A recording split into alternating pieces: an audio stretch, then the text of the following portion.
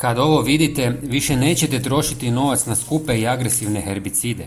Ovo što ću vam danas pokazati je puno bolje, čak i od soli i octa koje svi koriste.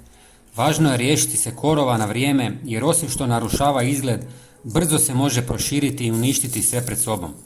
Pokazat ću vam dvije metode, a vi ćete na kraju sami odlučiti koja vam više odgovara.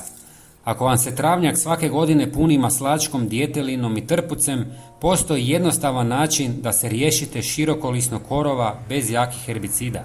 U posudu ulijte litru tople vode, a zatim dodajte 1 žlicu željeznog sulfata. Dobro promiješajte dok se potpuno ne otopi. Kada je otopina spremna, ulijte ju u prskalicu. Otopinu ravnomjerno nanesite po travnjaku, ali nemojte pretjerati s količinom. Kod pravilne primjene, listovi širokolisnog korova mogu početi tamnjeti i postupno se sušiti, dok trava uglavnom ostaje zelena. Upravo je to ono što ovu metodu čini zanimljivom. Ali pazite gdje ovo koristite. Željezni sulfat nije za povrtnjak. Nemojte njime prskati rajčice, paprike, krastavce ili druge biljke koje želite sačuvati. A sada dolazimo do druge metode, koja je potpuno drugačija. Što napraviti kada korov raste između betonskih ploča, u stazu ili na mjestu gdje uopće nema trave? Tu možemo napraviti nešto jače.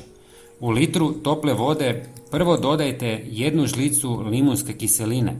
Ako se borite s posebno tvrdokornim korovom koji se stalno vraća, možete dodati 2 žlice.